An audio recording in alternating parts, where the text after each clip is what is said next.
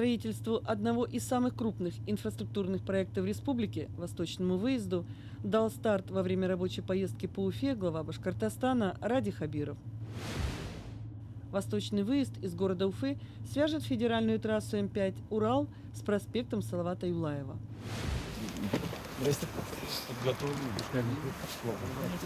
Мы находимся на так называемом восточном портале Восточного выезда.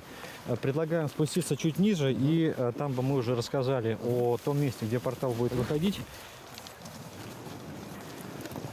Мы хотели показать восточный портал в первую очередь, а потом уже подойти к западному порталу. Там уже начинается шахтопроходческая работа, в том числе с использованием тяжелой техники с экскаваторами. Сама шахтопроходческая техника, она сейчас прибудет из Турции где-то к 16 февраля по морю железной дорогой. И вот основные виды работ начнутся с 16 февраля. Добрый день, Равиль Фаритович, уважаемые коллеги. Мы находимся на площадке восточного портала автодорожного тоннеля, расположенный вот здесь. Отсюда открывается вид на Зауфимья. С самого начала 2020 года здесь ведутся работы по сносу зеленых насаждений, монтажу временного ограждения и подъездной дороги, которая позволит нам продолжить следующий технологически важный этап строительства – сооружение буронабивных свай. Будут подготовлены армокаркасы, пробурены земля на глубину до 40 метров, и далее будет проводиться заливка бетона. Ниже, если обратите внимание вот туда, ниже по склону будет располагаться две опоры. Сам портал, вот сейчас, где рабочие находятся, вот жерло, вот палка торчит, вот желтого цвета, мы ее буквально как ориентир поставили. Это тот самый портал, под которым будет выходить тоннель. То есть мы сейчас находимся... А вот он пойдет вот туда. Вот там у нас изъятие участков началось, нет? Да, да, около 160 участков, практически 70% уже изъяли, соответствующее распоряжение принято, уже передали концессионеру, там работы можно начинать. По оставшимся сейчас тоже работа продолжается. Сам мост через реку Уфимка, там будет дальше автострада. Мост 2,7 километра, да? Да, мостовой переход, он является также уникальным, как и автодорожный тоннель, но если в случае с тоннелем уникальность – это глубина залегания до 64 метров, то в случае моста это ширина пролета. 126 метров ширина судоходного самого большого пролета. Далее мостовой переход переходит в эстакаду. Это 66 опор, 674 балки пролетного строения. Основная часть из них 33-метровая. В районе дороги на Елкайбаево, мы ее видим вот там за лесом чуть дальше, дорога переходит в насыпь. Общий объем примерно 2 миллиона 700 тысяч кубических метров песчано-гравийной смеси. Далее по ходу располагается большая транспортная развязка Федоровка-Шакша схемой полный клеверный лист. И следующая важная точка – это уже стыковка с дорогой М5 «Урал». Она будет в двухуровневой, примыкание полуклеверный лист. Пиковый режим ожидания около 1300 человек будут трудиться одновременно на всех площадках. А вот за последние 20 лет в России такие делались объекты, нет? Этот С объект, такой длиной по вот, тоннели там и так далее. этот объект уникален в части того, что автодорожный тоннель находится в городе, непосредственно в городе. Тоннели в России строятся, но этот уникален. А вот эти, да? Ну, это, наверное, сопоставимо с метро московским, да, в некотором смысле по сложности. Там тоже на глубине, да, и похоже. Но длина только Крымский мост может, конечно, здесь лидером является. Да? Первый этап — вынос коммуникации по всем трем садоводческим товариществам, рубка леса. И вот на следующем западном портале, который мы сегодня уже тоже посетим, там начнется работа уже по шахтопроходческой деятельности. Шахту с той стороны Да. вот сюда вводите, сюда выйдете, и тут пошло. И здесь Но вы шахты ждать еще- не будете, здесь уже какие-то работы. с двух сторон. Именно с двух Да, и сторон. плюс То есть нам надо еще со стороны, соответственно, Галли прорубаться туда, да?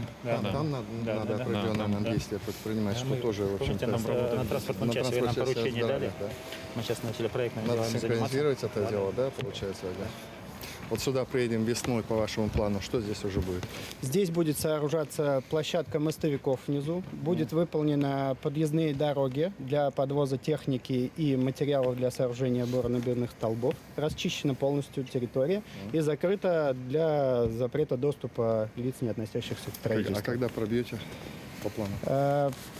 Это 2020 год. После сооружения буронабивных столбов это позволит нам открыть еще один дополнительный фронт. То есть пойдем навстречу друг другу. Это позволит нам обеспечить необходимые темпы для завершения строительства в срок.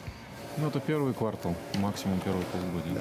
Первое полугодие 2020 года мы можем приехать уже. Это интересно, это тоже событие. Да. Получается, с 2007 года, вот 12 лет, это все стояло просто. Да, поддерживалось в таком состоянии, как сейчас. Ну, при этом 200-300 миллионов ежегодных затрат на поддержание, содержание, эксплуатацию. Ну, в смысле, чтобы консервировать. Ну, он же не был законсервирован в полном виде, его надо было поддерживать, обслуживать в какой-то мере. Там, ну, Мы будем считать, что вот эта попытка крайняя, ладно? И она должна завершиться пуском транспорта. Приняли к исполнению. А Если условия только федералы не эксплуатации, да, подведут. Усат Мансурович, условия эксплуатации, это мы сядем, сперва обсудим. Так ведь? Это смотря экономика, Да, все да, остальное. будем смотреть экономика, состояние экономики республики и все. Будем смотреть. Ну а для города это поможет, нет? Один мост уже строится, этот тоже строится интернационально в конкурсе. Поэтому, конечно, для города. Тогда вот Чем больше мостов, тем больше мостов. Конечно. Это же тоже какую-то часть сюда будет забирать. Да? Это очень большой Это с шаг. федеральной Кому-то трассы. кто-то раньше ехал туда, получается, возвращался сюда, Сюда, так? А он сейчас отсюда зашел и сюда. Конечно. Значит, весь восток у нас, получается, вот сюда заходит. 20 тысяч автомобилей, Анатольевич, считали по транспортной модели в сутки будет обслуживать мост с тоннелем. так, Ну, это так-то очень- немного, Нет, потому что здесь в прошлом у нас раз это же платная 100 дорога, да? обслуживает. Тут сколько? Считали как платный вариант, как платный вариант. Платная, тут вот этот момент. А, это платная дорога. Но по мостовому переходу будет организована пешеходная дорога. Ну и вот мы смотрим на это Зауфиме, это как раз вот точка роста, да? Жилищного строительства. Вот мы так смотрим, да, история? Ну, вот Мишельянгазы были же, они, и Газпром тоже у нас на прошедшей неделе были. Решение принято о строительстве ГРС «Русские Юрмашки». Это даст опять-таки развитие. У нас только остается здесь в Уфиме вывести только водопровод и водоотведение. Если вот эти вопросы, и энергетика нормальная, газ будет, все, развитие как раз получится в Уфиме здесь. Ну и плюс вот эта дорога будет. Да, конечно. Вот этот вот проход, да, 120? вот сейчас вот здесь находились. Нет, это, я говорю, 6 метров, да, вот это да. а вот эти, получается, а где изготавливать, интересно, собираетесь? Балком ведем переговоры с местными производителями, а также рассматриваем возможность производства собственными силами. Требования, чтобы суда проходили под возобновление судов, движение судов по Уфимке. Там 33-метровые 700 штук балок. Там Стерлитамак начал делать, уже они опалубку поставили, уже преднапрягаемый, да. У нас мостотряд делает, и этот на Шишмы тоже будет завод, Шишмынский завод будет делать. 3 завода обеспечим.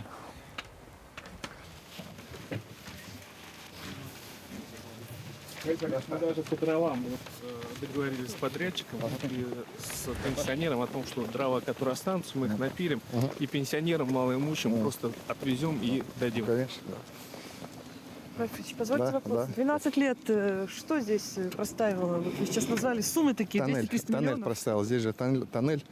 Его надо было поддерживать все время в рабочем состоянии, чтобы не было ни обрушения, чтобы он был готов к эксплуатации дальнейшей. А это бюджет обходилось до 300 миллионов рублей в год. Мы были завязаны на это. Вот считайте. Поэтому сегодня важное событие само по себе, начало строительства, ну и для экономики республики. Спасибо.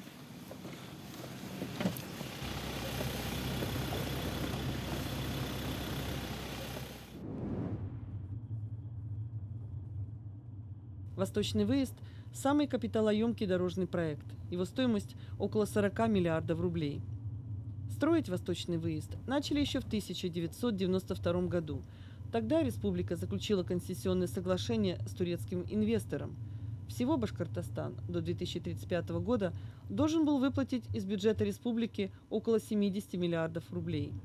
В 2007 году строительство тоннеля заморозили, и его содержание ежегодно обходилось бюджету республики около 300 миллионов рублей.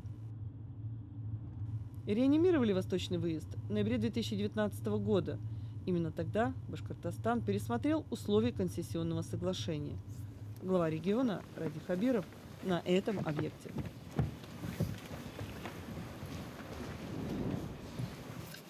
Значит, мы с вами находились вот на той части макета, да, прямо над восточным выходом из тоннеля. Видели вот проектируемый мост и автомобильную дорогу с двумя развязками. Полный клевер Федоровка-Шакша и Т-образная развязка на пересечении с федеральной дорогой М5. Это наш турецкий подрядчик, представитель акционер компании «Лимак» Сердар, приехал сегодня из Анкары к нам. Пару слов хотел сказать о том, как готовится выход техники здесь. Да, как мы, наша работа. особенно для туннеля, очень специально у нас экспертиза туннеля. Мы уже отправились в Турцию, машины и оборудование для бурения туннеля. Мы ожидаем, что они будут на площадке в конце февраля. После этого мы будем очень быстро подвинуться, особенно внутри туннеля. А дальше вот там, где эстакады, дороги, мои коллеги уже рассказали. Как Алексей правильно сказал, вот, объект уникален тем, что два уникальных сооружения. Мост, поскольку один из пролетов 126 метров, и тоннель, глубина залегания около 60 метров. Наша компания вот строит больше чем 100 километров туннелей в Турции, в Пакистане, в Индии, в разных странах, в Ираке. Опыт есть у вас, да, получается? Да. Опыт есть, да? Да, опыт у нас очень большой есть. Вот меня волнует, вы же, когда будете полностью нанимать рабочих, здесь в том числе и жители Башкортостана будут работать у вас, Да, да? больше Наверное, инженерный персонал вы свой привезете какой-то? Или... Для нас это выгоднее, как минимум, турков привезти, потому что мы хотим работать здесь с местными людьми, местными инженерами, местными работниками. Это нас, это корпоративная полиция, везде работать с местными людьми. Хорошо. Вот кто может сказать точно, сколько метров вам осталось пройти? 70, порядка 70 всего? Да. Немного, понятно, так немного.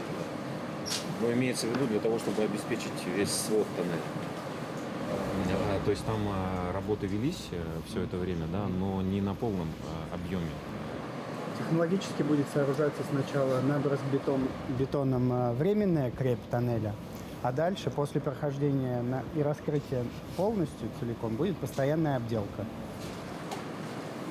Ну, вот, наверное, особое требование по вентиляции, поскольку довольно Да, это все учтено, да. Безопасность, вентиляция. Что, туда?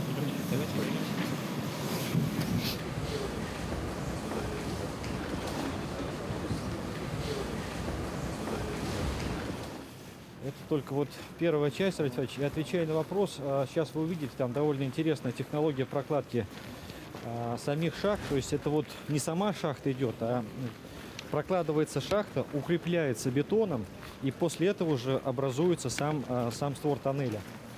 То есть продолжить копание нам еще предстоит довольно много, выносить грунт отсюда. Да? Именно.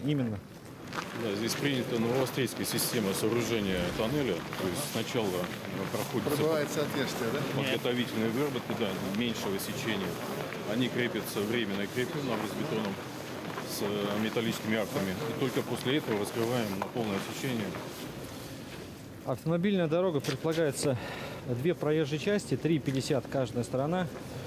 Плюс еще отдельная площадка для прохода, для безопасности. Тут 4 полосы, да? Здесь две и там Здесь две. две полосы в каждом направлении. Две, да.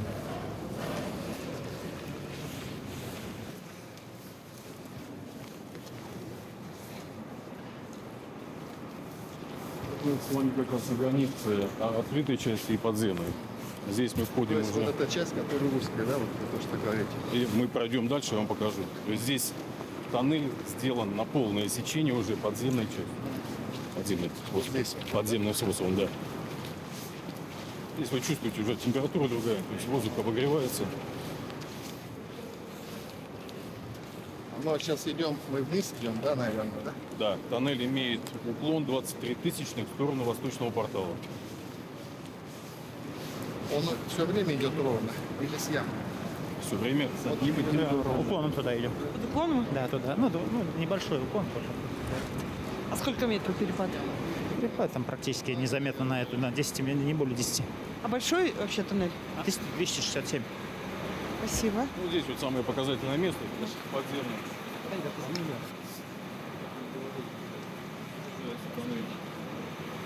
При помощи вскрытия сначала отдельными маленькими сечениями, маленьким сечением. Это сечение крепится навозбетоном. В этих подготовительных выработках сооружаются элементы постоянной обделки. Только после этого вскрывается тоннель на полное сечение. То есть вы по бокам работаете, да? Да, да, и по центру. Значит, эта выработка пройдена уже 938 метров. Боковые штольни пройдены на длину 657 метров. А вот это что такое? Ответвление какое-то бывает или что? Да, здесь вы видите дренажную штольню, которая идет вдоль тоннеля, да. Она выполняет функции дренажной. Ну, дорогие товарищи, представьте, альтернативный вариант был закопать это.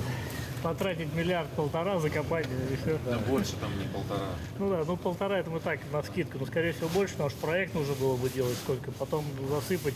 Ну и у кого рука бы поднялась засыпать, я не знаю.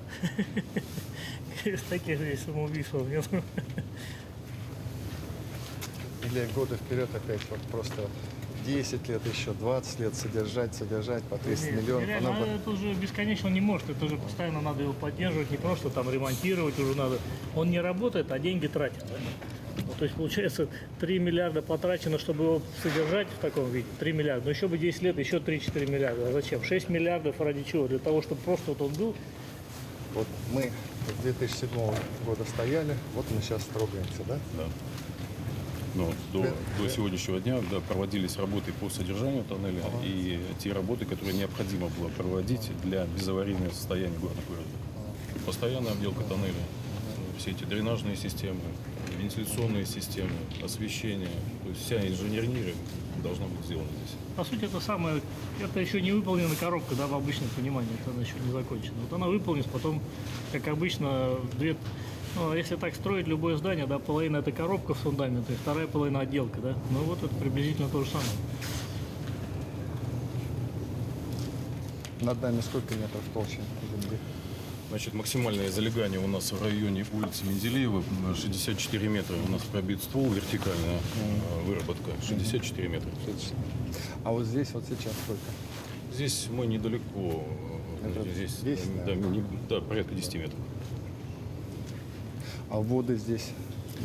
Да, есть постоянный водоприток, у нас смонтированы насосы постоянного водоотлива. Нет, я имею в виду, вот здесь какие-то грунтовые воды есть? Есть, да, я поэтому говорю, да. То есть мы часть из них подсекли, сейчас дебит колеблется от сезонных явлений и от 30 до 70 кубов в час. Целая река речь. Вытекает, можно видеть, это прям видно. Сейчас какие виды работ делаете? Пойдемте, я вам покажу.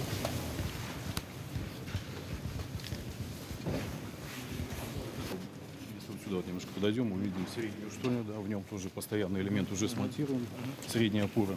И здесь мы видим, как проходится тоннель на полное сечение, то есть проходит сначала колотная часть, там впереди идет горно-прокрутчатый комбайн, за ним идет экскаватор, тоннельный экскаватор, разрабатывает ядро, демонтирует ту временную отделку, которая уже здесь не нужна, и, соответственно, с подводства самосвала будет за пределы строительной площадки. А вот это что за по содержанию? Это глина? Надо видеть вот это вот отделка. Нет, земля вот это что? Это глина, Суглинок, да. Мергели, очень такие нехорошие грунты. Это вот то, что обычно и говорят, вот на чем держится Уфа. Это есть тот самый суглинок. Если дальше пройти по шахте тоннеля, он везде абсолютно не держит форму, и как взвесь стоит в воздухе.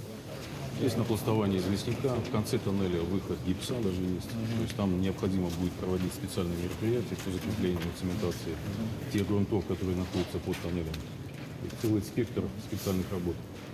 То есть, в принципе, пока тяжелая техника у них не придет, вам есть работа. Вы сейчас начинаете вот это расширять, идти туда, а потом техника придет, и она уже будет...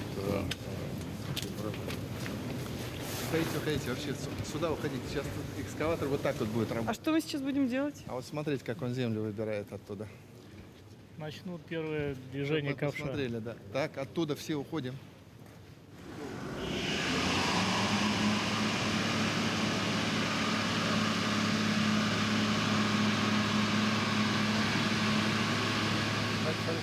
Бисмилля ждет от нас, скорее всего. Вроде ничего не делают. Сейчас заработает, пусть накачает гидравлику.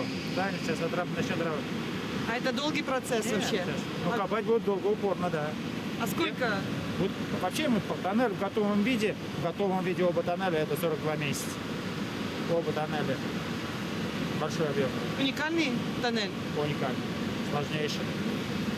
Грунты очень тяжелые. Уфа. А с той стороны, Радфач, 2,6 миллиона тонн ПГС мы хотели с речки собрать.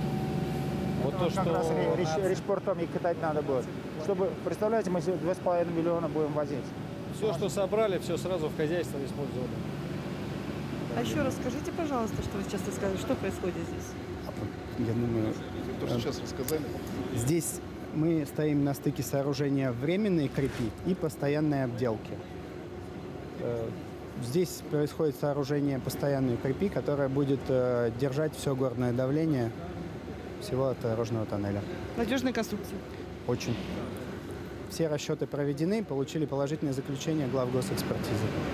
А интересно еще, на сколько лет рассчитан этот тоннель? Строительство вы имеете в виду? Нет, строительство и сколько он прослужит? Он прослужит неограниченное количество времени. Все расчеты ведутся, исходя из того, что это постоянное сооружение, и он будет находиться под землей и держать то давление, которое должен. Для сооружения наверху это не опасно? Нет, абсолютно не опасно. Все расчеты проведены полностью. Спасибо. А вот эта конструкция так и будет двигаться. Она будет двигаться, да, это несем плавающая опалубка такая. То есть они постоянно Да. и там, наверное, цементирование. Он вначале идет, потом вначале торкрет делают, потом вот это заводит и полное армирование. А здесь будет вот на этом уровне будет асфальтовое покрытие. Уже можно, в принципе. Да, 2 полосы Рафач движения.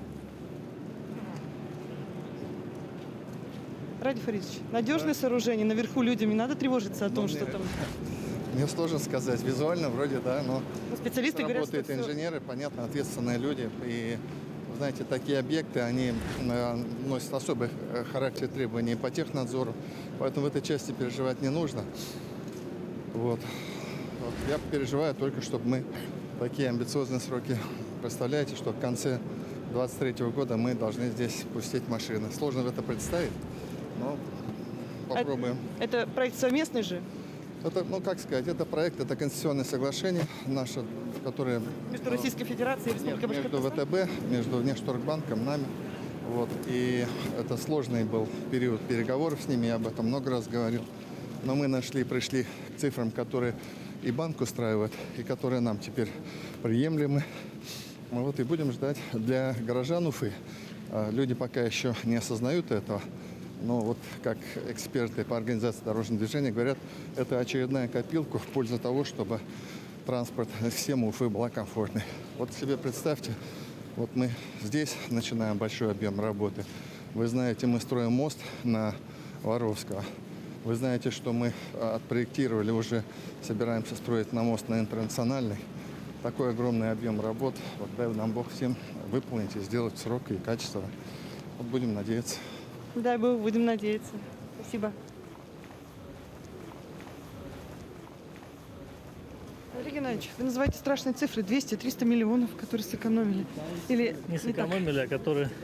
Ну да, это ежегодно, пока он стоял 12 лет, на его поддержание, чтобы он был в определенном техническом содержании, ну, чтобы там не рухнул, еще что-то. 200-300, от 200 до 300 миллионов ежегодно тратили на это сохранение, поддержание в техническом состоянии. И поэтому это, конечно, колоссальная затрата для Башкортостана, при том, что это ничего не давало, да? Поэтому я это называю, неким ценой непринятия решения, да? Ценой непринятия решения. Надо было либо не начинать этот проект, либо его заканчивать. В данном случае глава республики правильное решение принял, что закопать такие затраты финансовые, человеческие, которые были за это время проделаны, ни у кого бы рука не поднялась, поэтому Ради Фаридович принял решение достраивать. Проведены были непростые переговоры с ВТБ, с федеральным правительством. В итоге вышли на компромиссный вариант, существенно уменьшив стоимость конституционного соглашения, по сути, на 30 миллиардов. И в итоге этот проект теперь уже стоит 43 миллиарда вместо 73. И через 4 года это будет, в общем-то, очень существенная новая Транспортная артерия. транспортная артерия Уфы. Причем это будет платная дорога, да, но сегодня весь мир пользуется платными дорогами. И, в общем, тоже будем к этому привыкать. Вот, в условиях конституционного соглашения, что это, конечно, должна быть коммерческая составляющая, поэтому это подразумевается, что платная дорога. А дорогая будет дорога? Ну, мы надеемся, что мы сможем установить такой тариф, который будет, в общем-то, очень щадящим на первые несколько лет. Ну, а там посмотрим от объема желающих ездить по этой дороге. В любом случае, для Уфы любой тоннель, любая вот такая развязка и мостовой переход через реку, это, конечно, жизненно важная инфраструктура. Это не просто роскошь, это жизненно важно. Спасибо. Да, спасибо. Спасибо. Когда новая техника придет, В конце февраля. дайте знать нам. Приедем, посмотрим, как она работает. Она, наверное, такая интересная, да? Да, там. Комбайн настоящий, да. Да. Буровые установки для создания защитного экрана будут и тоннельные экскаваторы для разработки грунта непосредственно. Ну, они такие впечатляют, конечно. Продолжается диалог с конституционной компанией на предмет заключения доп. Соглашения. Это наше условие, что не брать рисков, да. Интересы еще, Да, интересы да. республики. Так и держать. Спасибо. Спасибо. Значит, не прощайте, Поздравляю 16. тебя. Да, да. Спасибо. Да, вообще.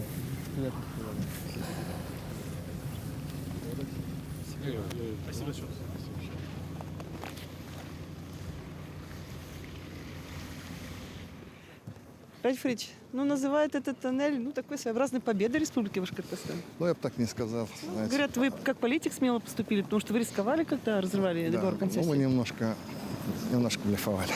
Ну, зато теперь вот результат. Да, немножко, да.